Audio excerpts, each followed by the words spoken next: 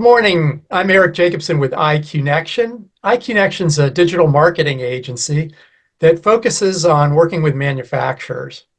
And I'm very excited today to have as our guest speaker Brian Blatchley, who is a certified EOS implementer. Good morning, Brian. Good morning, Eric. How are you this morning?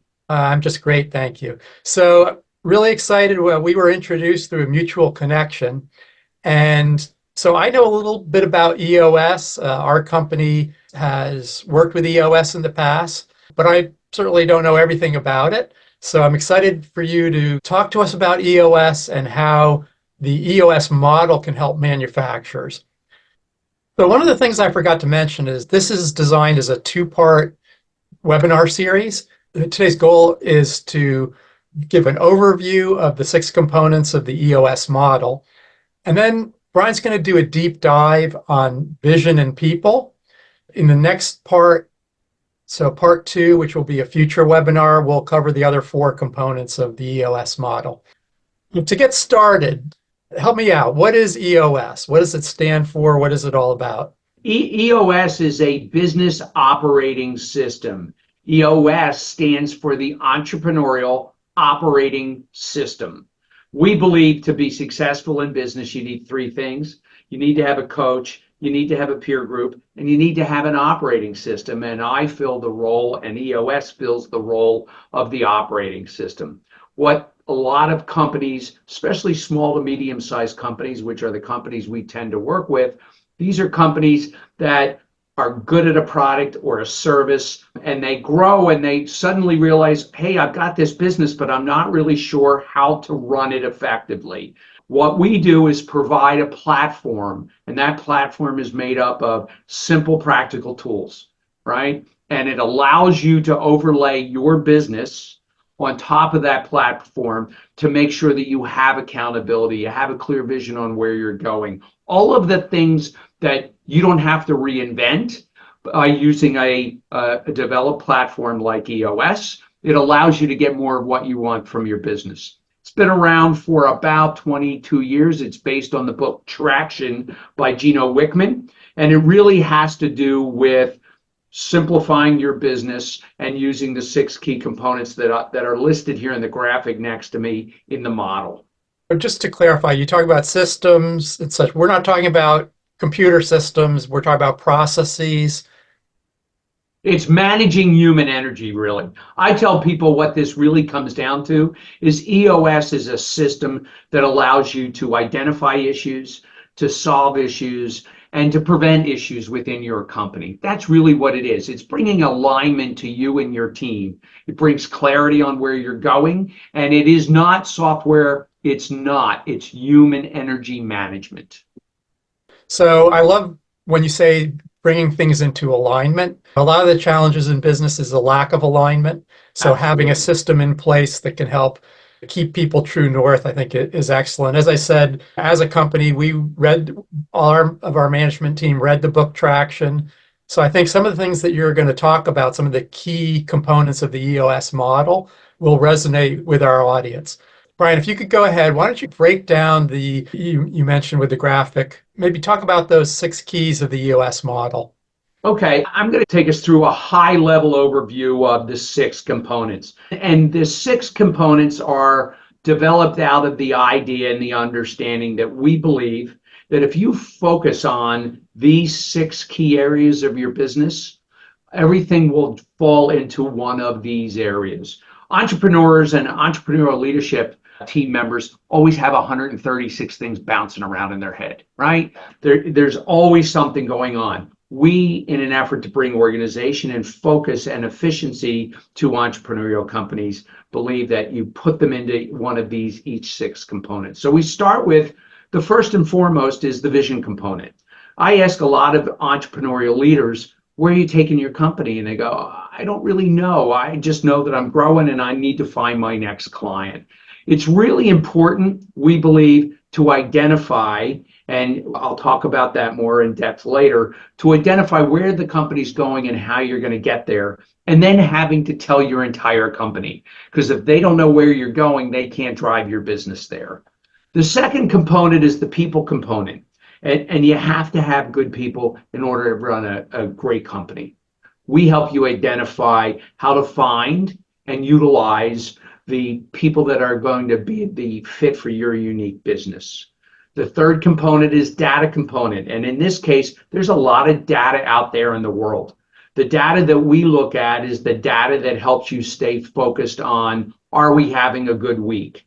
In front of us, are we having a good week or not? And it gives us the ability to identify that, impact that, because we see from week to week, are we in a good space or not? And if we're not, we fix it before you end up in a ditch, as we say, or it ends up on your financials in a negative way. But once you have a clear vision of the company, once you have the right people sitting in the right seats, and you're making data-driven decisions, a lot of transparency happens in your company. A lot of things that were hidden in the murk, hidden in the smoke of non-clarity become very transparent. The next component is the issues component, and I tell people don't get caught up in the term issue. Issue is simply an opportunity to fix a problem, to have a great discussion, to talk about a great idea, to communicate with your team members. So the issues component is a cultural shift as much as an opportunity in allowing everybody in your company to be able to raise their hand and say, hey, I've got an idea, or we've got an issue, a problem I'd like to solve so we can move the company forward. We don't work around problems. So the issues component is really about being able to serve up issues on a regular basis, solve them, and move the company forward. The process component has to do with being able to identify those core processes, those things that are in every business that are predictable and repeatable. And very often they reside in somebody's head. And then somebody leaves, or somebody doesn't transmit that information effectively, so there's no way to teach it or train it or any of the good things that you need. We work to identify what are the predictable and repeatable processes so that you can train, measure, hold people accountable for that so that you are doing things in your business the best and right way each and every time. And then finally, the traction component has to do with being able to take your vision and bringing it down to the ground level. A lot of entrepreneurs, they can figure out where they want to go, not really good at executing it. The traction component has to do with bringing that accountability down so that you see people executing on your vision. It's about discipline. It's about accountability. So those 6 key components together are going to allow you to be able to focus on the things that you want to get out of the business and not worrying about what you're missing. So that's really a general overview. We tell people that when they use the EOS model, they're on a journey, and that journey is about strengthening those 6 key components to 80% or better. And we give them a way in which they can measure that. So where they start, we say always when we work with clients is that as long as you're getting better each and every time, that's the deal. There's never perfection in any business as long as you continue to grow. Brian, I can imagine business owners, because it's something I do as I was listening to you, maybe in their minds, they may say, for example, people is the biggest issue I have. We may have discord within the company. So why is it important for business owners to not just focus in on one component and really think holistically? We believe, and what we find to be true is, there are different levels of engagement in the EOS model. We believe that doing it holistically is going to get you more of what you want. And all of the components, the more that you delve into them, are really interrelated. One depends on another. But I would also tell people, especially people that we call self-implementers, people that are reading the books, which are available, and we'll talk about that more, all of the resources for people that are self-implementers, people that know about EOS, may have read the book, may have gone to the website, can use individual tools, and it's going to help you move your business forward.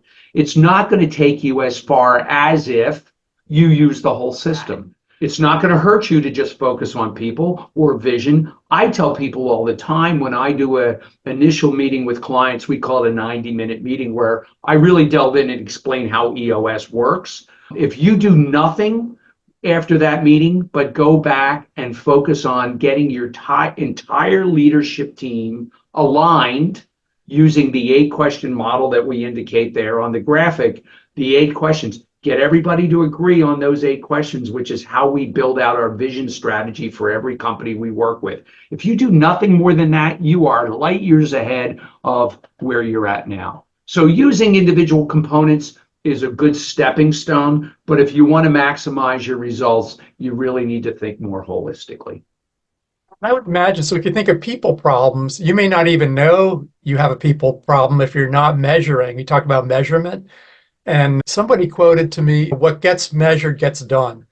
So by having good measurement and analytics, you can potentially uncover people issues as well as other potential issues. Absolutely. Absolutely. That's where the data component comes in, because a lot of entrepreneurial companies are not making decisions based on data. They're making decisions based on gut impressions of the owner or the leader, or this is how we've always done it, so that's how we're going to continue to do it.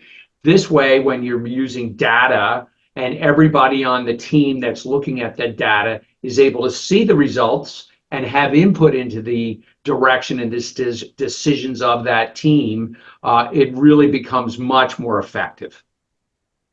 It also, if I might add, a lot of times entrepreneurial leaders are out there and feel like they're on their own. They're, like I said, these are often entrepreneurs that have a great idea for a new product or a service, and they decide to jump in, but they don't have the background of running a company in the past. Using components of EOS is providing a permission structure for them in themselves to confirm that they're making decisions with other people on their company that are thoughtful, and it confirms and gives them more confidence that they're doing the right thing and not just guessing at next steps. Brian, let's dig into vision a little bit.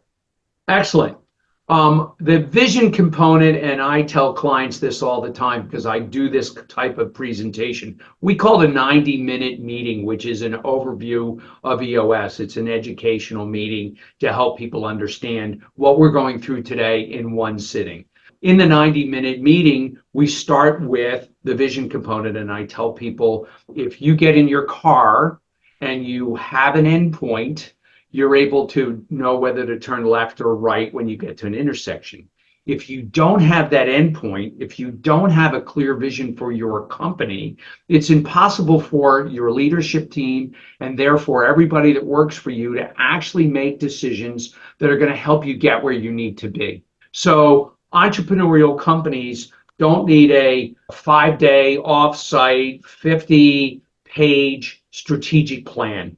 What they need to do is to be able to sit down, and we've brought it down and condensed it down to 8 questions that are going to give you a clear understanding of where your business is going to go and the process on how you're going to get there at a high level, entrepreneurial level.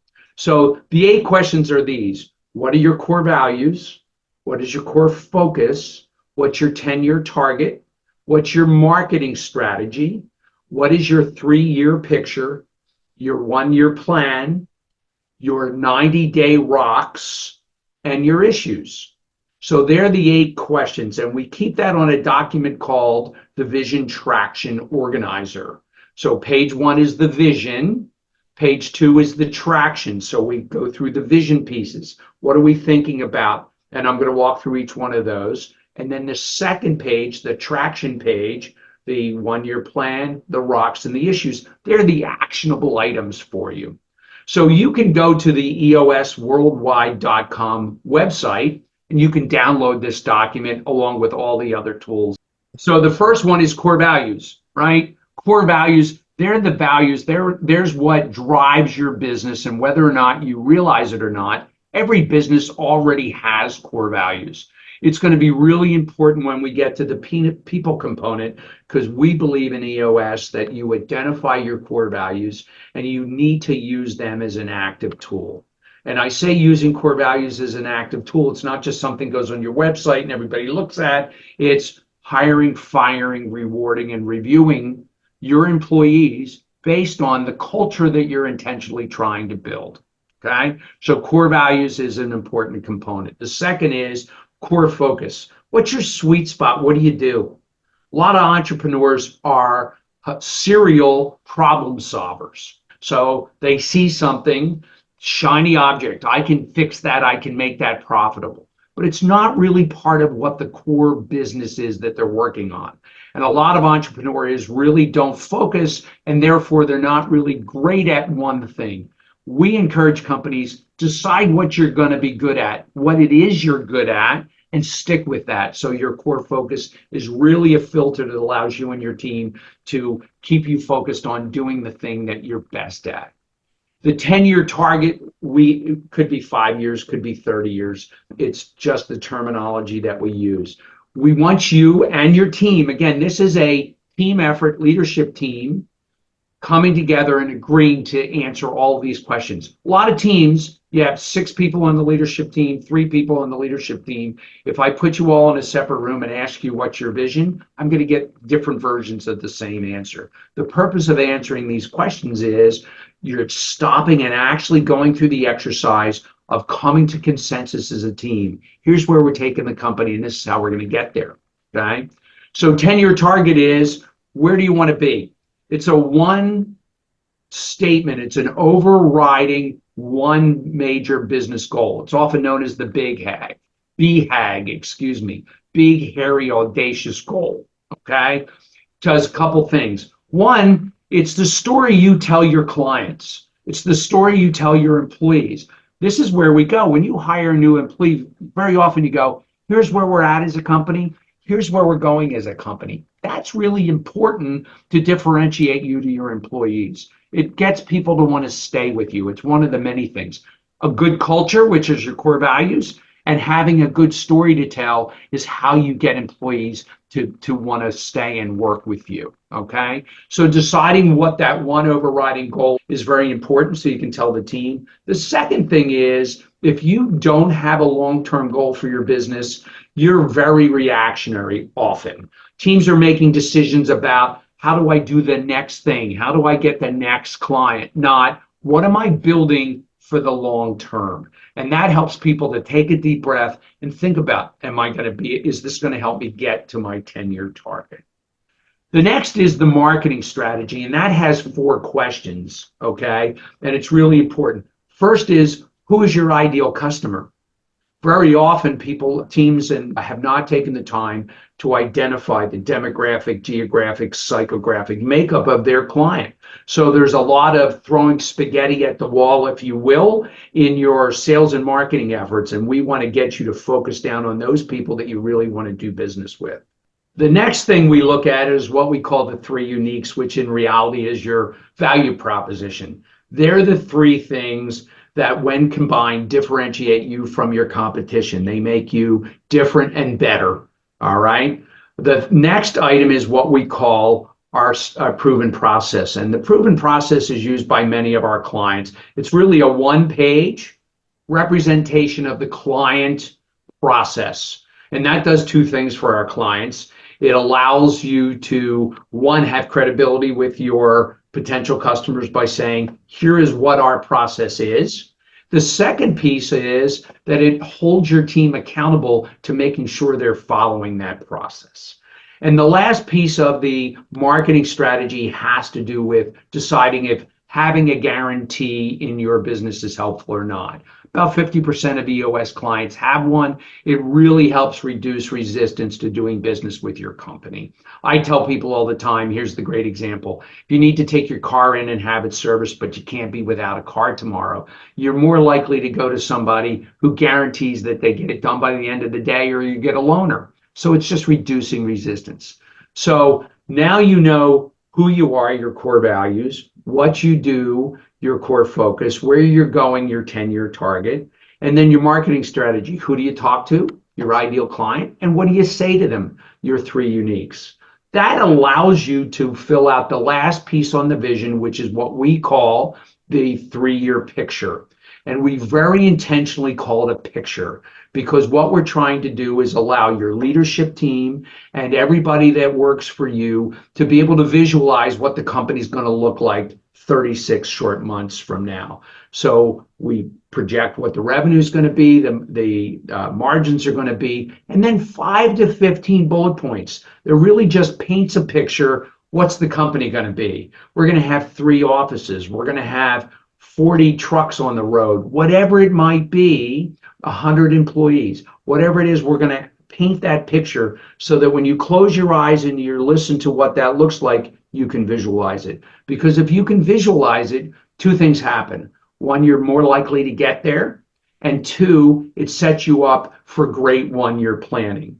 So those 5 questions that I've answered so far and reviewed are the vision side of the vision traction organizer. The last 3 questions start with the 1-year picture. And the 1-year picture is simply identifying the 3 to 7 goals, not 23, 3 to 7. A lot of what we do in EOS is about predicting and prioritizing, and they're almost interchangeable. Teams are not always very good at setting priorities. We stress, pick 3 to 7 things, work on them this year, and know that next year you're going to be able to build on that foundation. So 3 to 7 goals for the company. That's annual. The 90-day rocks. Now, what are rocks? People hear the term. Rocks are 90-day business priorities. So these are things, these are bite-sized pieces of your annual goals, for instance, that may take longer than 90 days. But a rock is a 90-day goal. So I take a rock that says, I'm going to take this piece of that process, and I'm going to be responsible to deliver X. So the whole idea is, again, you have 3 to 7 company rocks. The team's going to decide what are the highest priorities this quarter for the company in order for us to allow to move forward. So 3 to 7 company rocks, 3 to 7 individual rocks. Now, I said earlier that EOS is a problem-solving, problem-identifying, problem-avoiding system. So in our process of coming up with what our annual goals are and what our rocks are, we're going to build a list of opportunities of which we're going to make some goals, we're going to make some rocks, and whatever's left over is going to sit on our issues list. It's a parking lot. It's to make sure that the work that we did to identify things that have to happen and we didn't prioritize for this quarter, they don't get lost. So now you have a complete picture. You have a strategic plan for your company that encompasses all of those 8 questions. And again, as an implementer, when we work with teams, we spend 2 full days with clients. We think it's that important as a foundational structure to help companies move forward. I actually just had a great meeting with a client that I've been working with for about 3 years. And part of our check-in is we ask what's working and what's not working. And the integrator, some people understand that role as COO, the integrator said to me that we only have 2 openings. It's a manufacturing company that's got about 95 employees. And she said, it seems like we're not really struggling hiring any longer. And I curiously asked her a couple questions about that. And here's what she basically said. Our turnover's down. And most of our opportunities for new employees come from our current employees now, because they're selling the company because they like the culture that we built, and we're a growing company. So they're telling the story, we're growing, and here's a great place to work. And that's where we try to take every company. You mentioned the next thing we're going to talk about is people. And as I said, I think it can be one of the most challenging aspects of running a company. So as far as the EOS model goes, can you dig into the people aspect for us? Certainly. We believe that 80% of issues and opportunities reside in the people component of any business. Your people are the ones that are driving your business or not. And that we also believe there's 2 parts to that. First is what we call right people. Right people are people that share your values, okay? Sharing your values is reinforcing your culture. We assume in EOS that you are intentionally building a culture that is going to be attractive to potential employees, and it's going to repel people that don't share your values. That's going to help if you're using Your values is a tool to hire, fire, reward, and review. Okay. So that would mean in an interview, you're talking about your values. People that are going to want to embrace your values are going to be part of that, are going to move along in your hiring process. And people that come out of that first interview and go, these people are all core value driven, I don't want to be part of that. You're eliminating people right up front, and that's great. But the important part is they share your values. We believe that people that don't share your values are like a cancer in your business. We've all had the experience where we look at individuals that are working with us, and there's something just off, and we can't quite understand what that is. Two things happen. One is we give you a tool called the People Analyzer in EOS, and again, it's part of the toolbox that's available on EOS worldwide. And the People Analyzer simply allows you to list your core values and stop and ask the question. A lot of what we do in EOS is just forcing people to slow down for a minute, think through the process. And the People Analyzer tool allows you to say, we've got 4 core values or 6, whatever it is. Core value number 1. On the People Analyzer, we say, Mary Jones, core value number 1, plus. That means she shares that value. Core value number 2, plus minus, means she shares it about half the time. Core value number 3, minus, means she really doesn't.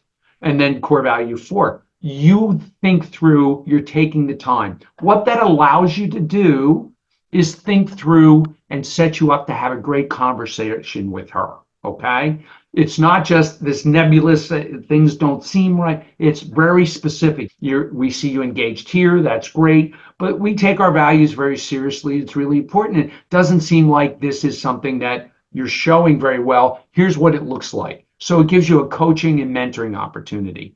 We believe that setting you up for that conversation allows you to build that culture, as we talk about an intentional culture, to get people to the point where they're representing that and reinforcing that culture. Somebody who long-term is not able to meet your basic bar, because we've set a bar, you've got 4 values, it might be 2 pluses, 2 plus minuses, but never a minus. Long-term minuses are people that don't share your values, and we believe that you're going to have to find a way to move them up or out of your company. So sharing core values is really important. Right people. Right seats has to do with the system that we use called an accountability chart. The accountability chart is based on the understanding that it's really important to build a structure for your business. And we do this on day 1 with any client that we work with. And the accountability chart is really about, and I start that exercise by firing the leadership team. You guys are all fired. I don't care how long you worked here, who owns what. We're going to start with a white piece of paper, and we're going to structure your business for what is the best structure for the next 6 to 12 months. It's a snapshot. We don't worry about titles. We don't worry about what we used to do. We take and delineate the functions: visionary, integrator, sales, marketing, operations, finance, for example. What are the functions that are necessary for your company to be successful? And then under each function, we list the 5 things, the high-level things that each one of those functions are accountable for. Because very often in an entrepreneurial company, as you grow, the owner who was 1, and now there's 3, and there's 5, and there's 20, bits and pieces of accountability for marketing or sales it gets very muddy who's accountable for any of this. So what we do is force the team to sit and think through, okay, marketing is responsible for these 5 things. Sales is responsible for these 5 things. Doesn't mean you don't get to collaborate, but at the end of the day, if sales are off, I know whose eyeballs to look into for lost sales. Do they need help, or do they need a congratulation because there's great sales? So we do that exercise of accountability. It's first, what's the structure? Is the structure right? That's the first question we ask when we do that chart. The second is we then put people into the role. Here's the example I always use, and people understand this pretty well. Quarterback. is a function on a football team, right? Not a name, it's a function. You call plays, you throw the ball, you run the ball, you score touchdowns, right? Everybody knows what that is. On play number 2, quarterback gets hit, hurt, he's out. Play number 3, there's going to be somebody else sitting in that function because that function is valuable for the team to be able to play the game, but it's somebody else in the role. Okay. Now let's talk about, you've got the structure, you've got the accountability. The last piece of this is putting the right person into that seat, into that function. So we do something that we call G gets it, wants it, and has the capacity. And on our people analyzer that I mentioned earlier, you've got your 4 core values, Mary, and then you've got G, W, C. Gets it, wants it, and has the capacity. Gets it is, and again, this is a question that it forces you to think through. Take the time. Does this person understand the role and understand how it impacts everybody else that role touches? Wants it, pretty straightforward. You can either ask the person, but a lot of this is observational. Do they show up to work on time? Are they energized? Are they trying to improve? Are they a good team player? Are they prepared? All of those things that indicate somebody wants to be in the job. And the last piece is capacity. Do they have the capacity? Do they have the mental, physical, emotional, and training capacity to execute as a football player, a quarterback? I would be a terrible quarterback. I can't throw the ball, right? So I don't have the capacity to execute the role. We ask you to think through, does somebody have the capacity? On the people analyzer, if you recall, for values it was plus, minus, and minus. They get it most of the time, some of the time, and rarely. For G gets it, wants it, and has capacity, it's yes or no. Do they get it? Yes or no. If it's no, it really, that person can't be in the role. Wants it, somebody doesn't want a job and they're just filling a role, probably not most effective. Capacity can have a little bit of nuance there. If you decide that somebody's really a good fit and everything else is in place, but they need a little more training and you're willing to give it to them, as long as it's acknowledged and discussed and everybody understands we're going to give you 6 months to get up to speed, it can be a no, but what we're looking for is yes. And again, that tool of people capacity, that tool of the people analyzer really allows you to think through, do we have the right people sitting in the right roles in a company, in a structure that allows us to move forward? So this is really a key component, because when you get down to the issues component, which we'll do in our next segment, the people issues, when you peel back the onion on any problem in your company, very often you're going to find it's one of 2 things. Either somebody isn't sharing your value, they're not a team player, or they don't have the capacity to do the job, okay? Really important, you'll understand that people are going to drive your business or not. We had an employee on the issues list, and I talk about using this simple practical tools that we have. And we encourage as process that every time you have an employee issue, you automatically bring up the people analyzer as a way to give everybody context, because we find that very often, if just by doing that, it's going to narrow down your problem. So I have a team that I've worked with for a couple of years, and they had this issue on their board, and we start digging into it, and I say, let's do the people analyzer. And no, we know what's going on. And blah, blah, blah. So I let him talk for 10 minutes. And then I said, can we please indulge me, do the exercise? We did the exercise. We got feedback from all 6 members of the leadership team. It became glaringly obvious that this person didn't get how their role interacted with the rest of the company. They looked at each other and go, yeah, we need a new person in that role. It's all about stopping and using your time effectively, using the tools, and it really helps you to move the company forward. You get in a new mindset of how to solve problems. You get out of doing it the old way, which isn't working as well for you, and you start using these simple tools. Just before we finish up, Brian, I did want to ask you, I was thinking about this earlier, is what size businesses does this EOS model work best for? Our target market, we figured it out. It's 10 to 250 people. Revenue doesn't really matter, okay, because it's number of people. We're managing human energy with EOS.